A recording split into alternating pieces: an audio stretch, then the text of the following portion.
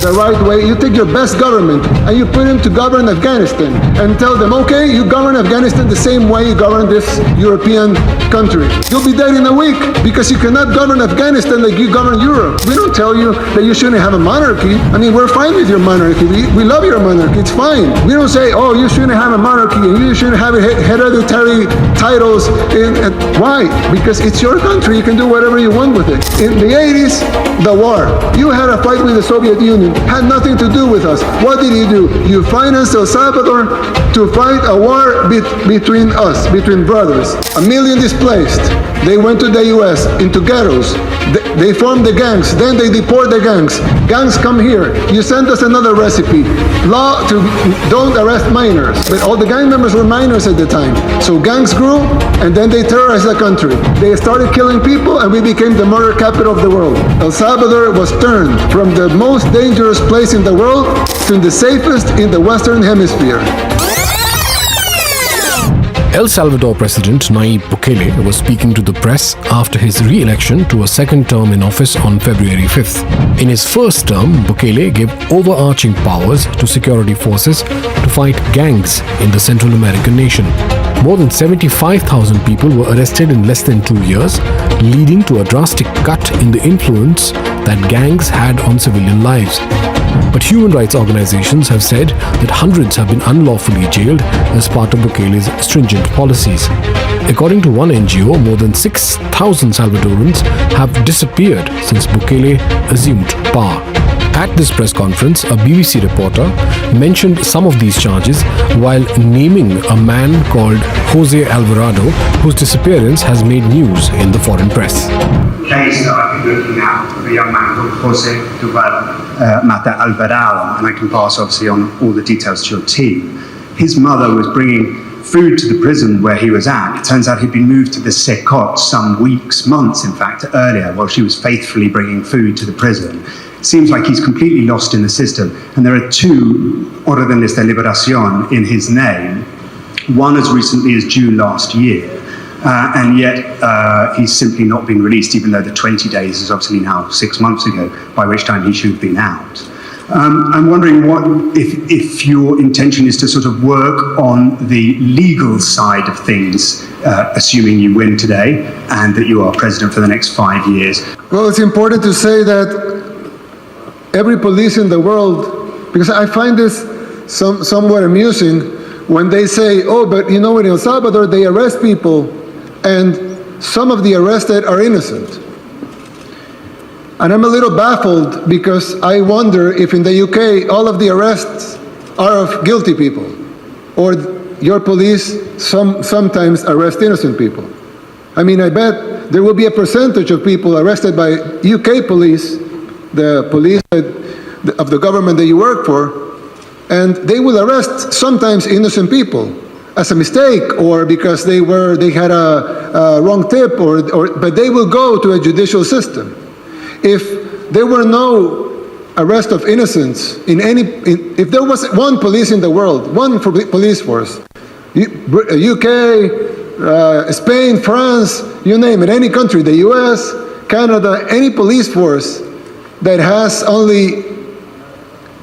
has 0% of margin of error. They only arrest guilty people. Why will you need prosecutors or defense or a justice system? You won't need that because the police is perfect in your country. So every country in the world will have an imperfect police. Now, it is different when you have in countries that promote ethnic cleansing, for example, or they arrest political opponents, or they arrest a minority.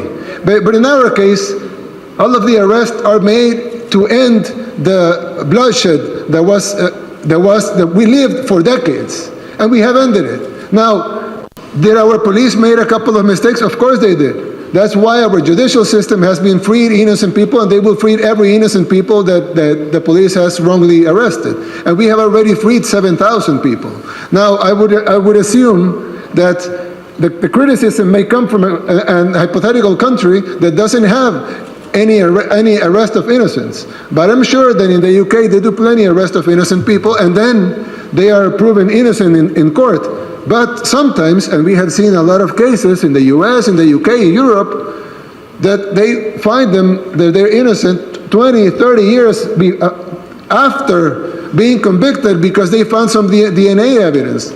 So what does that mean? That means that you shouldn't arrest criminals? No, it means that police made a mistake and some retributions have to be made to the people that had been arrested wrongfully. But we don't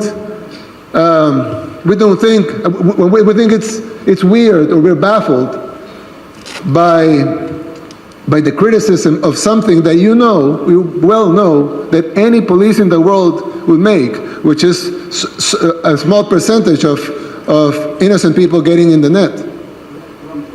One point on that, of course, Yes. though, is that 75,000 people in the space of a year isn't regularly arrested by police anywhere else in the world, and that this is a unique situation with unique powers given to the security forces to make arrests on site according to criteria deemed by them. Yes, of course, because you don't live in the world murder capital. So when you don't live in the world murder capital, it's because you don't have enough murderers to fill a prison like ours. Because the difference is that in the UK is not the world murder capital. El Salvador was, by your own accounts, the world murder capital. So if we have the world murder capital, the most dangerous place in the world, the place in the world with the most murders, why is that? Because we have the place in the world with the biggest amount of murderers. So of course, you cannot arrest 70,000 people because you don't have 70,000 murderers, because you're not the murder capital of the world. But we did have 70,000 murderers, and that's just a number that coincidentally is the number that we arrested. Every study made by the World Bank, by the NGOs, by the experts, way before our government, established that there were at least 70,000 gang members and 500,000 collaborators. That was established not by our government, but by NGOs, by the experts in the topic. They always said El Salvador has at least 70,000 gang members and 500,000 collaborators. So you would expect that to end that, you would need to arrest 570,000 people. But of course, we want to be careful and don't arrest the lady that probably helped because she thought that she needed to help because her life was in danger.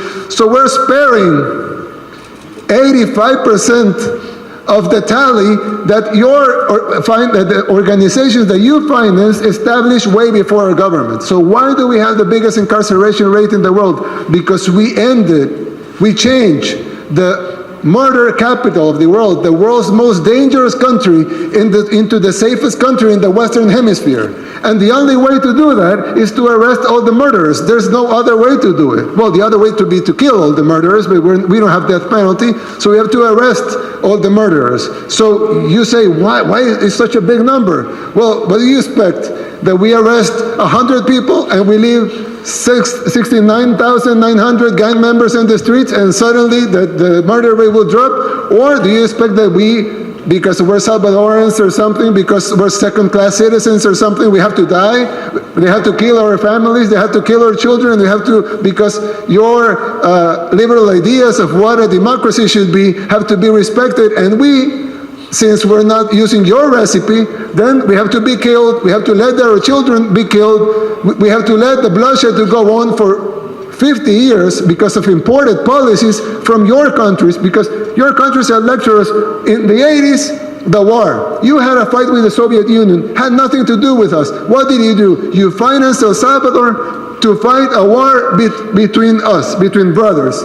And we killed each other, and 85,000 Salvadorans died. After that, 1 million displaced. They went to the US, into ghettos. They formed the gangs, then they deport the gangs. Gangs come here. You send us another recipe. law to don't arrest minors. Okay, but all the gang members were minors at the time. So gangs grew, and then they terrorized the country. They started killing people, and we became the murder capital of the world. Nobody could solve it. We took the recipes from the OAS, we took the recipes from the UN, we took the recipes from the European Union, we took the recipes from the United States. None of the recipes worked. More bloodshed, more people were dying. So what do? Okay, we do something and we save people. And now we're the safest country in the Western Hemisphere. But suddenly something's bad. Oh, but you shouldn't do that. You should do what I think you should do. Why? Not only we have the right to do what we think is right, and what the Salvadoran people are going to decide whether or not they want this day in free elections, but also we've proven it works. And you haven't proven that your system works in our country. Might work in yours, I don't know. But it doesn't work in ours. It's like I told one time, a member of the European Union, I know you Brexited that, but I told a member of the European Union, you take your best government, choose your best government. I don't know what's the best government in Europe, but you choose your best government. Same people, same talent, same experts, same will to do things the right way. You take your best government and you put him to govern Afghanistan and tell them, okay, you govern Afghanistan the same way you govern this European country. They'll be dead in a week. Because you cannot govern Afghanistan like you govern Europe. So stop trying to make us use your recipes because they don't work here. You have your own system. We don't tell you that you shouldn't have a monarchy. I mean, we're fine with your monarchy. We love your monarchy. It's fine. But we don't say, oh, you shouldn't have a monarchy and you shouldn't have hereditary titles. Why? Because it's your country. You can do whatever you want with it. But suddenly we have to do what you want to do with our country. So, what I'm gonna finish the question is that this has been proven by all of you and by all independent sources. El Salvador was turned from the most dangerous place in the world to the safest in the Western Hemisphere. That's not a small feat, and that's not done easily. And nobody in the world has ever done it before. So fast and so clean like we have done it here, with no civilian casualties. So, I don't know. I know it's different.